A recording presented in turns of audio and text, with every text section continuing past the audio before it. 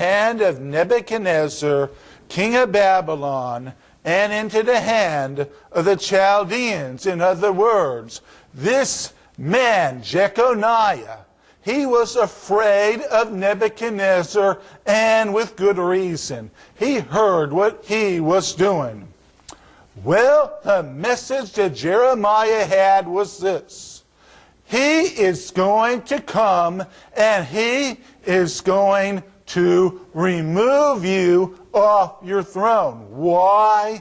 Because Jeconiah refused to follow the ways of the Lord. He led his people into idolatry, and it was time for him to answer for what he was doing. Verse 26, and I will cast thee out, and thy mother that bare thee, into another country, where ye were not born, and there ye shall die.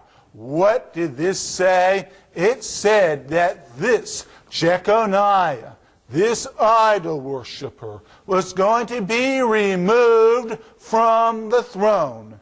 His mother, who led him into idolatry, was going to be removed as well. And that they would go to the land of Chaldea, and there they both would die. On to verse 27.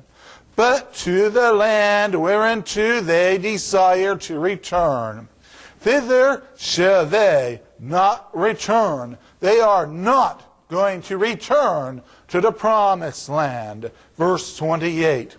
Is this man Coniah a despised broken idol?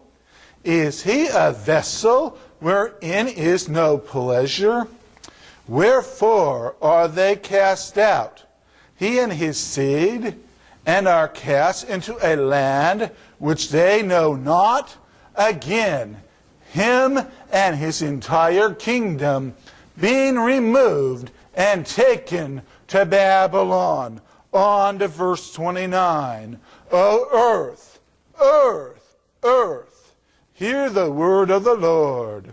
Thus saith the Lord, write ye this man childless, a man that shall not prosper in his day, for no man of his seed shall prosper, sitting upon the throne of David, and ruling any more in Judah. In other words, this man, Jeconiah, was costing his entire descendants the right to sit on the throne of the king of Judah.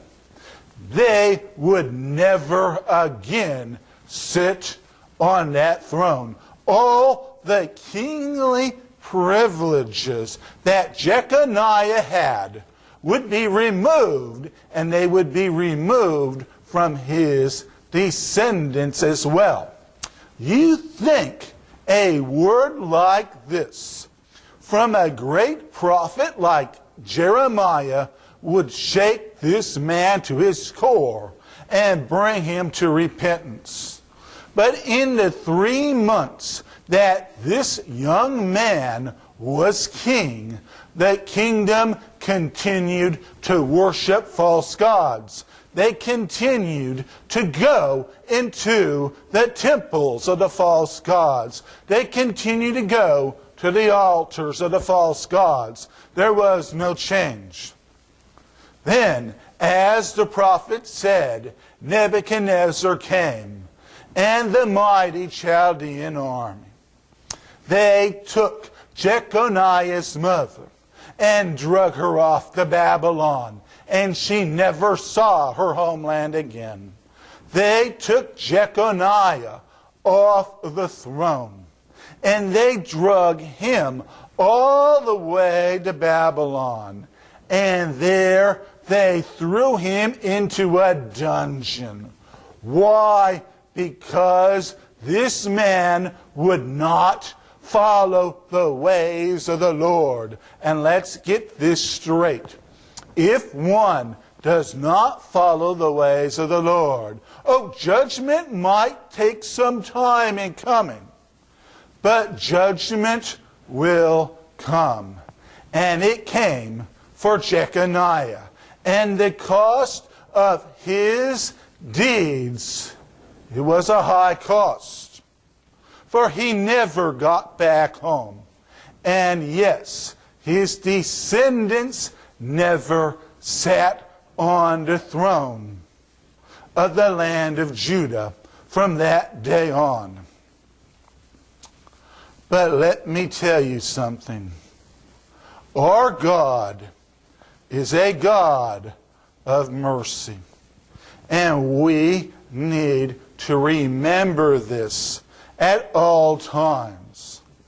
Let's go back to our text tonight.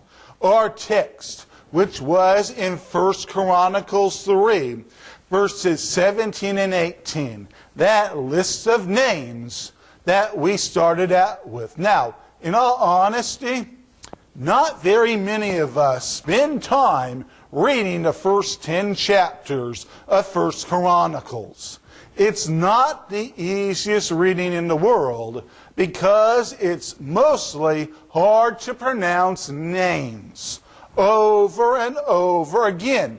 Yes, they're important, but they're names, and we tend to skip them over. And that's what I was going to do. Yet I felt an odd urge to actually look at chapter 3. And I read the chapter and was like, okay, more names, more names.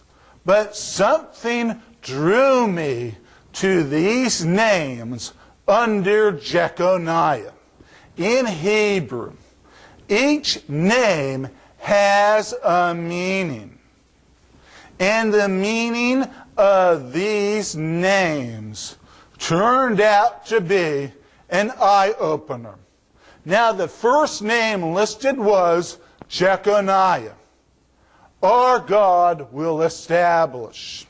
At first I was thinking, why would his father name him that? He's an idol worshiper.